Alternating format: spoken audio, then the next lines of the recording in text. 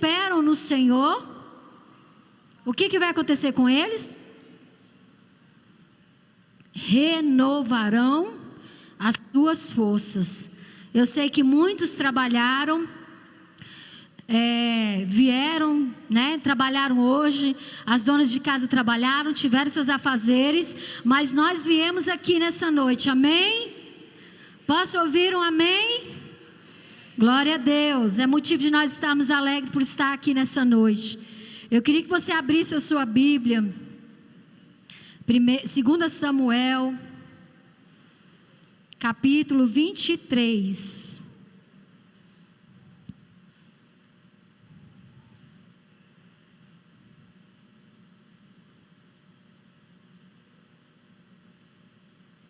Versículo 8, a partir do versículo 8.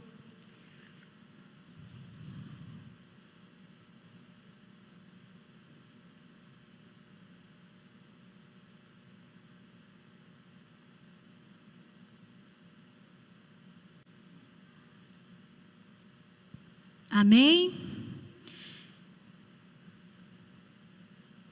A palavra do Senhor diz assim: são estes os nomes dos valentes de quem? Davi, Josebe, Bassebete, filho de Taquemone, o principal de 3. Esse brandiu a sua lança contra 800 e os feriu de uma vez. 10.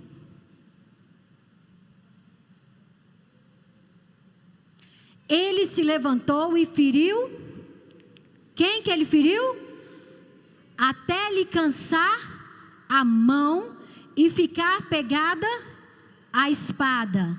Naquele dia o Senhor efetuou grande livramento, e o povo voltou para onde Eleazar estava somente para tomar os despojos. 11 ou 12, é 11, isso mesmo. Depois dele, Samá, filho de Agé, o Ararita, quando os filisteus se ajuntaram em Lei, onde havia um pedaço de terra cheio de lentilhas, e o povo fugia diante dos filisteus. Pôs-se Samá no meio daquele terreno e o defendeu, e feriu os filisteus, e o Senhor efetuou grande. O Senhor efetuou grande. Amém, só até aí. Queridos, eu agradeço ao Senhor por mais essa oportunidade de estar aqui, podendo ministrar essa palavra, pela misericórdia, pela graça do Senhor, amém? Nessa noite eu quero falar com você sobre os valentes de Davi. Como vocês sabem, a palavra do Senhor diz que Davi, ele era um homem segundo o coração de Deus. E a palavra do Senhor, ela vem nos dizendo que Davi, ele foi um homem valente. E quando ele assumiu o trono, ele teve perto de si homens valentes. E nessa história de hoje, nós vamos ver que a Bíblia fala que se ajuntou a Davi 400 valentes, e depois ele teve os principais valentes, que foram 37, que estavam lado a lado com Davi. Mas a palavra do Senhor destaca alguns valentes de Davi, que são esses 3 que nós acabamos de ler. E hoje eu quero falar sobre Eleazar. Se der tempo a gente fala de Samá também. Então nós vamos ver que, por ser um homem valente, a palavra do Senhor nos diz que Davi forjou. As pessoas olhavam para Davi e foram forjadas pelo caráter, foram forjadas pela conduta da vida do próprio Davi. E a Bíblia fala que havia um homem que chamava-se Eleazar. E a palavra do Senhor diz que os filisteus, eles vieram contra o povo de Israel. E a palavra do Senhor diz aqui que eles haviam se reunido para a batalha. Só que, quando eles estavam na guerra, a palavra diz que o povo de Israel se retirou da guerra. E quem ficou naquela batalha? Somente Eleazar.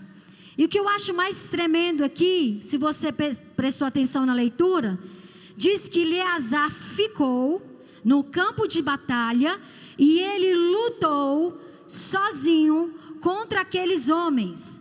E a palavra do Senhor diz que ele ficou tanto tempo com uma espada na mão, que a guerra foi tão intensa naquele momento, que a palavra do Senhor vem nos dizendo que a espada se apegou na mão de Eleazar. Vocês entenderam isso? E ele não largou a espada. E a palavra do Senhor diz que o Senhor Deus conseguiu uma grande vitória nesse dia. E depois que a batalha terminou, os israelitas voltaram. O que nós aprendemos nessa noite sobre valente?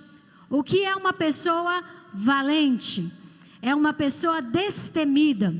O que é uma pessoa valente? É uma pessoa corajosa. O que é uma pessoa valente? É uma pessoa que não foge, mas uma pessoa que permanece. E quando nós lemos essa palavra, nós vamos ver que este homem, ele era um dos valentes de Davi. E aí nós vamos ver que algumas coisas muito importantes aqui que eu quero que você preste atenção. Todos os valentes são reconhecidos por alguma marca. Segundo, todos os valentes que se destacam têm um sinal na sua vida. E todos os valentes são chamados para a conquista e nunca se intimidam. O que Deus, o que o Senhor quer ministrar no nosso coração nessa noite? Eu queria que você prestasse bastante atenção, porque este guerreiro, este valente, chamado Eleazar, ele feriu os filisteus a ponto de a sua mão ficar apegada àquela espada. Ficar ali o tempo todinho significa que ele não largou a sua espada, que ele estava a todo momento lutando e guerreando. Então nós vamos ver aqui que Eleazar, ele tinha algumas características. Eleazar tinha o quê? Algumas características. Então quando a gente olha para a vida de Eleazar, o que nós aprendemos com a vida de Eleazar? É que Eleazar, ele não era um problema, ele era uma solução. Amém, queridos? Ele não era um problema, ele era uma solução. Então, antes dele encontrar com Davi, ele estava numa situação crítica. Nós vamos falar disso depois. Mas depois, ele se tornou um discípulo de Davi. Quando a gente pega a história de Davi, a gente vê que Davi lutou e prevaleceu contra um gigante chamado Golias. Davi, ele não se intimidou. Um povo todinho se intimidou por apenas um homem, porque era um gigante de grande estatura. Mas a palavra do Senhor diz que Davi lutou contra aquele gigante, prevaleceu. Então, Davi, as pessoas olhavam para Davi como um referencial. Como um referencial. E quando Eleazar, eu acredito que Eleazar se espelhou. Eleazar quis seguir os passos de Davi. Por isso nós vamos ver que ele era uma solução. Nós vamos ver que Eleazar tinha uma aliança com Davi e uma gratidão. Porque a palavra do Senhor diz que quando Davi estava fugindo de Saul, ele se escondeu dentro de uma caverna. E lá nessa caverna, ele estava fugindo, ele estava sem direção, mas ele se escondeu naquele lugar. Não porque ele não acreditasse que Deus pudesse, fazê-lo rei. Mas por aquele instante ele se refugiou naquela caverna. E a palavra do Senhor diz que juntaram-se a Davi 400 homens. Mas não eram homens quaisquer. A palavra do Senhor diz que eram homens endividados, homens amargurados, homens que já tinham perdido a esperança. E juntamente com aqueles homens, Davi começou a forjar um grande exército. Então, quando você olha para a vida de Eleazar, você vai ver o quê? Que ele tinha uma profunda gratidão por Davi. Porque no momento da sua amargura, no momento da sua tristeza, ele foi acolhido lá na caverna. Ele foi restaurado. Ele foi restaurado e a partir daquele momento, aquele homem que era amargurado, aquele homem que era angustiado, aquele homem que não tinha perspectiva de vida, a gente lê este versículo aqui e a gente percebe quem ele se tornou. Amém, queridos? Vocês estão entendendo? Amém? A palavra do Senhor também, a outra característica dele é que ele era confiável. Ele era confiável. Então nós podemos dizer que ele era uma pessoa fiel. Ele era uma pessoa de aliança. É uma pessoa que está com o seu líder, está com o seu mentor, está com o seu pastor, para o que der e vier. Não é aquela pessoa que quando as coisas começam a dar errado, quando as coisas não estão bem, quando acontece algum problema, ele vira as costas e larga aquela pessoa. Não é isso. Quando nós olhamos para a vida de Eleazar, nós vamos ver que ele tinha uma aliança. E hoje nós vemos as pessoas não terem aliança. Não é verdade, queridos? Muitas pessoas não querem firmar alianças, porque a aliança é compromisso. Não é verdade? Eu querer ter aliança com alguém é eu querer ter compromisso. Infelizmente, muitas pessoas não querem ter compromisso. Infelizmente, muitas pessoas não querem demonstrar fidelidade. Muitas pessoas na hora do aperto, elas fogem, elas viram as costas. Mas é no momento que alguma situação está acontecendo, é aí que você vai mostrar a sua fidelidade. E a palavra do Senhor diz que ele era um homem fiel. Fiel. Então o Senhor está à procura de pessoas assim. O Senhor está à procura de pessoas que queiram aliança com Ele. O Senhor está à procura de pessoas que queiram dar a sua vida por alguma causa. E que causa é essa? A causa é o reino de Deus. A causa é a casa de Deus. A causa é estender a mão para uma pessoa que precisa.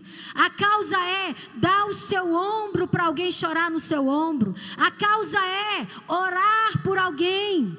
Será que nós queremos dar a nossa vida, dar aquilo que Deus tem colocado nas nossas mãos, que é o nosso tempo, que é o nosso talento, que é a nossa vida em prol do reino? Será que nós muitas vezes não ficamos acomodados, esperando que alguém faça algo por nós, enquanto nós já temos capacidade de fazer algo por alguém? E quando nós fazemos isso, querido, nós saímos do nosso mundinho, nós saímos do nosso egoísmo. Quando nós começamos a entender que eu tenho dor, mas que o meu irmão também passa dor. Quando eu entendo que o meu irmão também precisa, eu até me esqueço dos meus problemas e vejo que talvez o que eu estou passando é tão pequeno diante daquilo que o meu irmão está vivendo. E quando eu dou, a palavra do Senhor diz que quando eu dou, eu recebo. Então, quantas vezes nós estamos na presença do Senhor, nós estamos na casa do Senhor, mas nós nos acomodamos. Nós nos acomodamos, nós não ajudamos, nós não nos envolvemos, nós não participamos, nós não estendemos a nossa mão.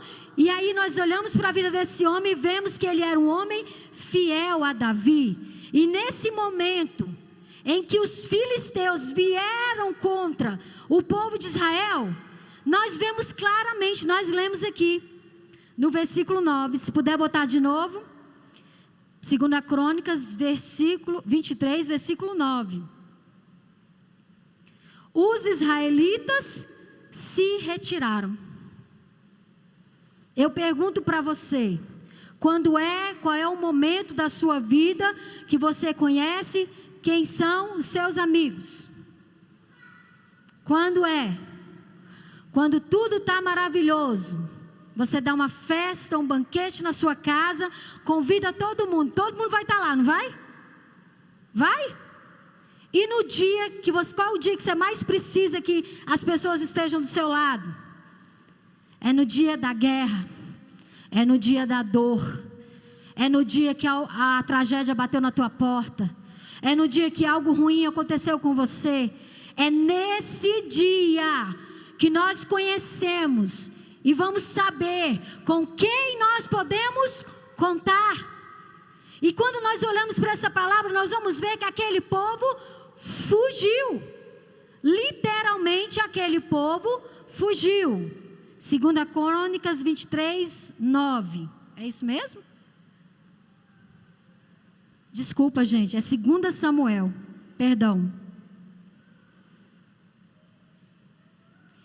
Eles foram desafiados pelos filisteus e eles se retiraram. Ali fala, os filisteus ali reunidos para a peleja, quando já se haviam retirado os filhos de Israel. O que essa palavra vem mostrar para a gente? É que muitas vezes, é no momento que nós estamos numa guerra, e nós agimos como o povo de Israel. Nós fugimos. Porque fugir é mais fácil. Não é verdade, queridos? Fugir de um problema é mais fácil do que encarar um problema. E quando a gente olha para a vida de Eleazar, nós vamos ver que ele sozinho lutou contra os filisteus e prevaleceu. A Bíblia fala, então se levantou, feriu os filisteus, está no 10, até lhe cansar a mão e ficar a mão pegada à espada. Eu pergunto para você, existe guerra sem se cansar? Existe guerra sem se cansar? Não. Então nós vamos ver que quando nós estamos pelejando, estamos numa guerra, nós temos que ter disposição, porque nós vamos cansar. É verdade? Nós vamos cansar. Então não existe guerra que a gente não venha se cansar. Alguns acham que para ser guerreiro, para ser vencedor, ele não vai se cansar. Querido, o cansaço por ter guerreado, ele faz parte. Ele faz parte. Vai ter um dia em que você vai estar lutando por algo, você vai estar guerreando por algo, mas talvez você vai ficar cansado. E você pode ficar cansado. Mas aí a gente aprende com a vida desse homem, que o cansaço físico é natural para aqueles que se esmeram, se envolvem e se dedicam ao trabalho. Porque você pode até se cansar, mas o que nós vemos na vida de Eleazar é que ele não parou. O problema muitas vezes é que nós estamos lutando, mas achamos que podemos parar de lutar. Enquanto a guerra não for vencida na nossa vida, nós não podemos parar. Não é verdade, queridos? Nós temos que ser perseverantes em busca daquilo que Deus tem para fazer na nossa vida. Não é hora de descansar. É hora de continuar. É hora de você continuar. Porque o valente, eu coloquei algumas coisas aqui. O valente, ele não tem preguiça. O valente, ele não se esconde. O valente não foge das responsabilidades, mesmo quando a tarefa nem é dele. O valente não escapa quando vê algo por fazer. O valente não fica preso dentro da sua casa, preocupada com as suas próprias coisas. Sabe o que Timóteo diz? nenhum soldado em serviço se envolve em negócios dessa vida, porque o seu objetivo é satisfazer aquele que o arregimentou, aquele que chamou ele, aquele que fez o chamado. Vem, você vai ser o meu soldado. O que a Bíblia fala? Ele não vai se embaraçar com as coisas dessa terra, porque ele tem um alvo. Amém, queridos? Ele tem um alvo. Ele tem bem claro dentro dele aonde ele precisa chegar, o que ele precisa alcançar. Então, muitas vezes, quando estamos em guerra, o diabo tenta fazer o que com a gente? Tirar o nosso foco, não é verdade? E às vezes ele vai usar a própria situação que eu estou vivendo, que você está passando, alguma luta, para tirar você do foco. Mas a palavra do Senhor diz o que para nós? Olhando para Jesus. A palavra do Senhor diz olhando para o problema? Não. A palavra do Senhor diz olhando para o homem? Não, a palavra do Senhor não diz isso. A palavra do Senhor diz olhando para a catástrofe que você está vivendo, para a tragédia, para a crise que você está passando. Não, a palavra do Senhor diz olhando para Jesus, o autor e consumador da nossa fé. Porque se nós deixarmos as distrações, vão nos tirar do foco, vão nos tirar daquilo que Deus quer fazer na nossa vida. E a estratégia que o diabo usa contra nós é nos tirar do foco, é nos tirar daquilo que Deus tem para nós. E aí muitas vezes eu começo a perder o meu foco e eu começo a desanimar no meio da guerra. Eu vou ficar como? Enfraquecido. Por isso que você, querido, você tem que vir aos cultos. Por isso que você tem que buscar o Senhor na sua casa. Por isso que você tem que ouvir louvores. Por isso que você tem que deixar a sua mente se encher daquilo que vem dos céus. A palavra do Senhor diz assim: meus irmãos, pensai nas coisas do alto. Se você ficar pensando, e eu vou falar, não pensando, só pensando, mas meditando. Porque muitas vezes a gente medita o problema. Sabe como é que é meditar o problema? É ficar pensando, pensando, pensando, pensando. E você acorda pensando, e você vai trabalhar pensando no problema, e você dorme pensando no problema. Então você já virou uma meditação. Você está meditando o problema. Mas a palavra do Senhor diz que a nossa mente tem que pensar em tudo que é bom, em tudo que é perfeito, em tudo que é amável, em tudo que é virtude, em tudo que é boa fama. Porque o mundo, querido, está cheio de notícias ruins. Todo lugar que você vai agora, todo mundo só fala de quê? A gasolina está cara demais.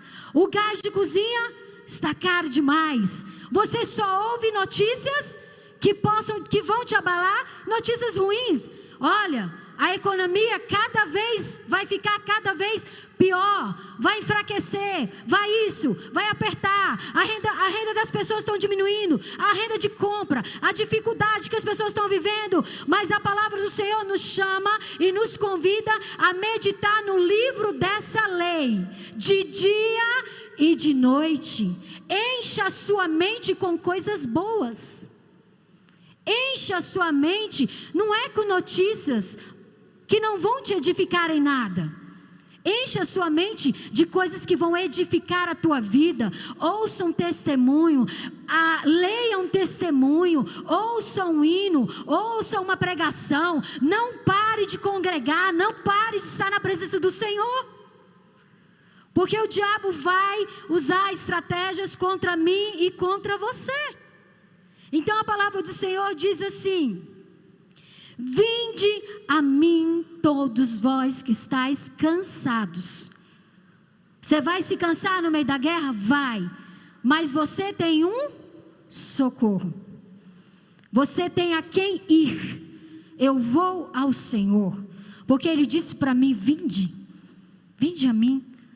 Vinde a mim todos vós que estáis cansados e sobrecarregados. E a promessa dele é o quê? Eu vos aliviarei. Aleluia, queridos. E ele fala assim: o Senhor dá força ao cansado, o Senhor multiplica as forças daquele que não tem nenhum vigor.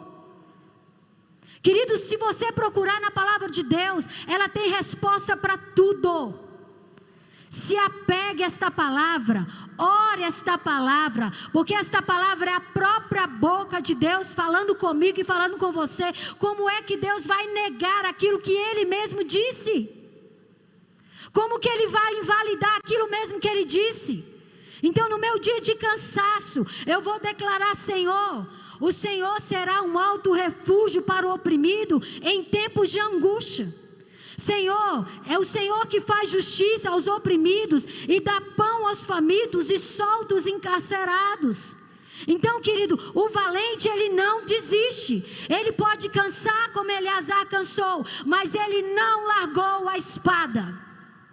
Eu queria falar para você nessa noite que o Senhor te deu uma espada. O Senhor te deu uma autoridade. E às vezes nós ficamos dizendo assim: pastor, ora por mim, pastor, ora por mim. Não que seja errado, mas a pessoa fica o tempo todinho nessa dependência espiritual, enquanto o Senhor já colocou uma espada na sua mão. E Ele diz para você: vai, luta, prevalece, ganha, não desiste. É isso que Ele diz para mim e para você. Sabe, o dia que você vai ter as suas maiores experiências é no dia da sua guerra. É no dia da sua dor. É o dia que você estiver chorando. É esse dia que você vai ouvir Deus. É esse dia que você vai conhecer Deus face a face. Você não vai conhecer do testemunho de alguém. Você vai conhecer porque você ouviu Deus falar com você e te dar as estratégias que você precisa. Ele não cansou, ele lutou. Ele não desistiu. Então nós podemos ver nessa noite que uma marca do valente é não desistir. A marca do valente é não desistir. Ele perseverou, ele não parou, ele foi até o fim. Custe o que custar, eu vou até o fim. Amém? A palavra do Senhor diz: aquele que vencer, eu vou dar para ele a coroa da vida. Há uma recompensa para aquele que vencer, para aquele que perseverar, para aquele que continuar. A gente está ministrando ali todas as quintas-feiras. Vencedores não são aqueles que nunca falham. Vencedores são aqueles que nunca desistem. Olha, o que é mais tremendo é porque muitas vezes nós associamos Deus a uma vitória. Nós achamos que se Deus fizer isso, sabe o que é mais importante do que Deus te dar a sua vitória? Sabe o que é mais importante do que Deus dar o seu milagre? É você permanecer. Você entende isso nessa noite? Porque nós falamos ali, eu até perguntei para as meninas: por que, gente? É mais importante é você ficar, permanecer, do que ter aquela vitória. Porque se você permanecer, Deus tem muito mais para fazer na sua vida. Se você continuar, tem muito mais coisas maravilhosas e tremendas que Deus quer fazer. Por isso que uma das armas que o diabo usa contra nós é o desânimo, é a inconstância espiritual, é a frieza espiritual, é a dificuldade de ter disciplina, de não orar, de não conseguir permanecer.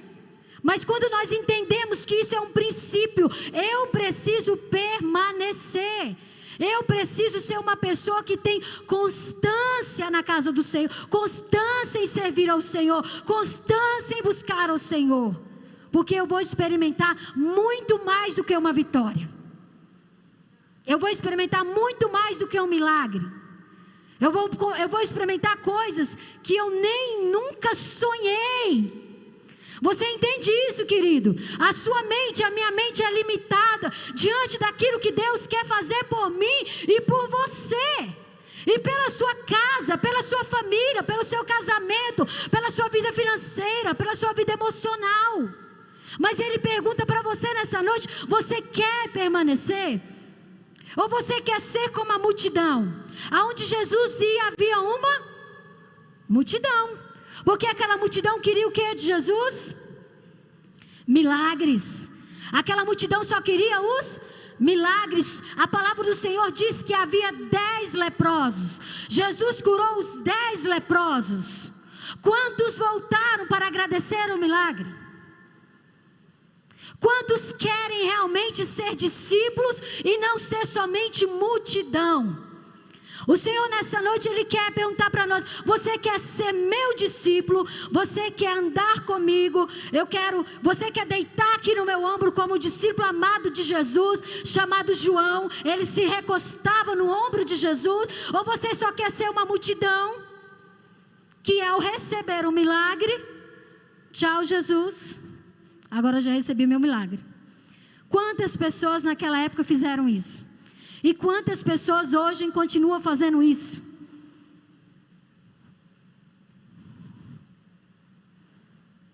E nós vamos ver aqui que Eleazar, ele guerreou de tal forma, como se tudo dependesse dele. E realmente tudo dependeu daquele homem, porque eles fugiram, ele ficou sozinho. Se ele tivesse se acovardado, ele também tinha falado assim: epa, está todo mundo fugindo, deixa eu fugir também. Às vezes nós fazemos assim, queridos.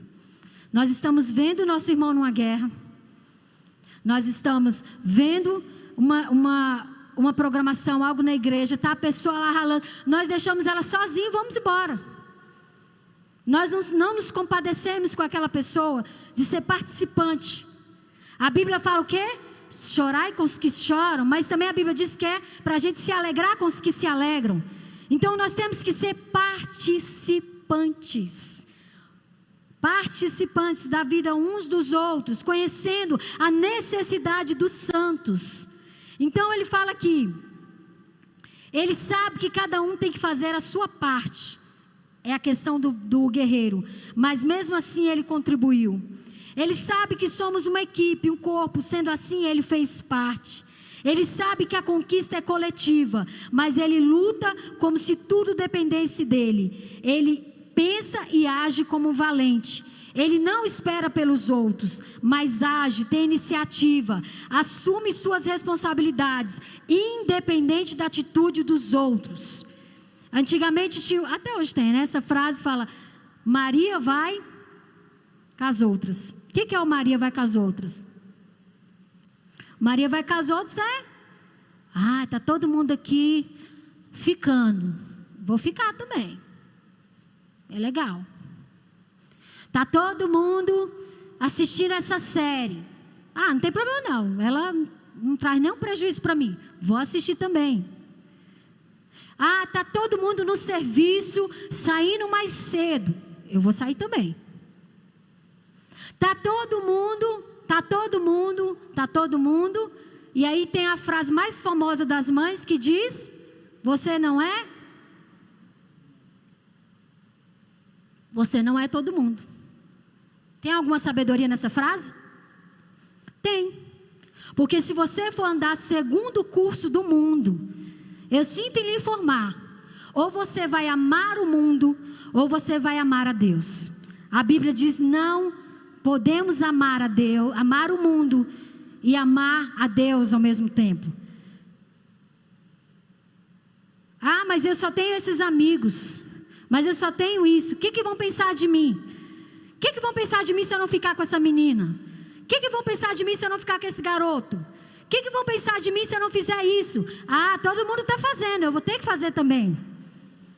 Queridos, aonde entra aqui Deus na nossa vida? Aonde que entra a voz do Espírito Santo? É a direção que Deus vai dar para você. Não importa, eu vou aborrecer o mundo, eu vou aborrecer alguém, mas eu amo mais a quem é Jesus? Os meus amigos, ou aquilo que a minha alma quer satisfazer, este pecado, esse vício, isso que eu estou passando.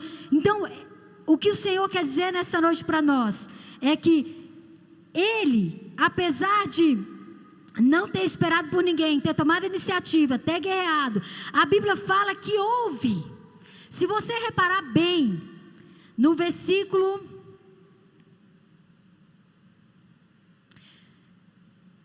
10. Mas Eleazar ficou e lutou contra os filisteus até que teve a minha Bíblia fala, cãibra tão forte na mão que não podia largar a espada. O Senhor Deus conseguiu uma grande vitória neste dia.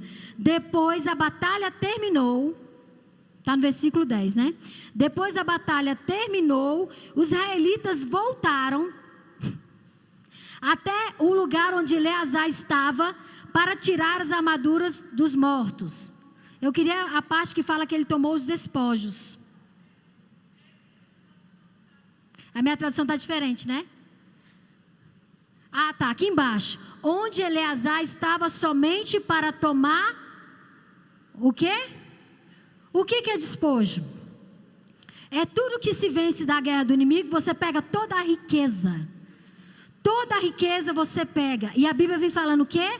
Que eles voltaram, depois que Eleazar venceu. Pois na hora da luta não tinha ninguém com ele. Ele venceu sozinho. Olha, sabe o que isso vem falar pra gente? É que as pessoas vão ver, vão olhar para você, porque você foi fiel. Porque você teve uma aliança com Deus. Porque você preferiu ouvir a voz de Deus. Porque você lutou. Porque você não se acovardou. Porque você continuou. Mesmo cansado. Mesmo cansado, você continuou lutando. Sabe o que vai acontecer? Deus vai entregar nas suas mãos os despojos, as riquezas. Deus vai entregar nas suas mãos riquezas, porque toda vez que nós vencemos guerra, Deus entrega nas nossas mãos os despojos da guerra. Eu posso ouvir um amém? Querido, você está entendendo? Isso é a palavra de Deus. Isso não é a minha palavra, é Deus que está falando. Que quando esse homem decidiu não largar a sua mão da espada, houve uma recompensa para todo aquele dia de luta, para todo aquele dia de guerra. Amém, queridos? Então Deus está te vendo. Eu queria que vocês se colocassem em pé, mensagem de louvor. Eu queria dizer para você que Deus está vendo, Deus está te enxergando. Deus está vendo o tamanho da sua luta. Deus está vendo você chorando no seu travesseiro. Deus está vendo aquele dia que você acorda angustiado. Deus está vendo você dirigindo o volante do seu carro, cantando louvores, indo para o seu trabalho, ouvindo uma música. Deus está vendo você lavando a sua louça na sua casa e dizendo ao Senhor: Senhor, me ajuda, Senhor, você é comigo. Deus está te vendo, queridos. Deus está te vendo. Essa foi a palavra que Deus colocou no meu coração. Ainda que ele, nesse momento, quando você olha para a vida de Eleazar e você olha mais atrás, você vê que Deus forjou esse homem. Porque antes ele era amargurado, antes ele era angustiado, antes ele não tinha nenhuma perspectiva. Mas o que é que forjou aquele homem a se tornar um valente? Foi a paz? Foi o dia de paz. O dia de paz fez ele virar um valente. Foi assim, queridos? Não. Sabe quando é que eu e você somos forjados? No dia da guerra. É no dia da guerra que você é forjado. É o dia que você não ouve Deus falar com você, você é forjado. É no dia que não tem nenhum amigo perto de você para você desabafar, mas tem o Espírito Santo para você falar com Ele. Sabe, no dia que Deus tira todas as suas muletas. Sabe o que é muleta? É aquilo tudo que nos segura assim, sabe? Sabe, tem dia que Deus tira todas as nossas muletas.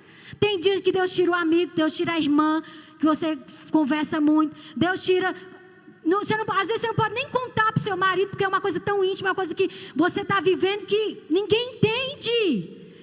Mas Deus entende o que você está passando, querido. Deus entende o que você está vivendo. Amém? Eu queria que você fechasse seus olhos. Eu queria te convidar a você a vir aqui na frente, amém? E você dizer ao Senhor: Senhor, me ajuda, não deixa eu desistir, não deixa eu tirar a mão da minha espada, porque uma espada de Deus foi colocada nas suas mãos, uma espada para você lutar pela sua casa, mulher, uma espada, homem, para você lutar pelo seu casamento, uma espada para nós lutarmos pelos nossos filhos, porque o mundo está aí tentando corromper, tentando tirar nossos filhos da presença de Deus. Nós não estamos imunes a isso. Eu queria te convidar a uma unção de Deus, a uma presença de Deus. Eu queria dizer para você que o Senhor que te escuta, que te vê, Ele está aqui nessa noite. Eu queria que você apresentasse essa causa diante do Senhor. Talvez é um marido, talvez é um filho, talvez é um casamento, talvez é algo financeiro, talvez é algo emocional, talvez é uma luta que você está tendo dentro de você nessa noite, talvez é algo físico no seu corpo, mas eu queria dizer para você que Deus está aqui nessa noite. Ora calamana xarabalabassaias. Vai entregando isso nas mãos do Senhor agora. Vai entregando. Ora manacharabalabaxuri canta labassaias. Diga para o Senhor: Senhor, está pesado para mim, mas o Senhor é a minha força. O Senhor é o meu socorro, Pai. O Senhor, ó Pai amado, é que tem cuidado de mim até agora. Senhor, é o Senhor que tem aberto as portas. É o Senhor que tem feito milagres. Senhor, Tu és o meu Jeová Jirê. Senhor, na última hora o Senhor tem chegado. O Senhor tem me dado socorro, Pai, na minha casa. Nada está faltando, Senhor. Ora calamanaxera balabassai. Oi alabaxere calabalabassai. Vai se entregando agora diante do Senhor agora. Oh, vai entregando, vai dizendo. Decidido amar a tudo e parar. Oi alabaxere calamanaias. Tem pessoas que estão chorando aqui. Tem pessoas que estão entregando essa dor, que estão entregando esse gigante agora. Seja valente agora. Ora calabaxai. Seja valente, mulher. Seja valente, homem. Ora manacharacatalabaxuricantas. Ora manachiricantas. Seja valente, mulher. Levante a sua mão na sua cara.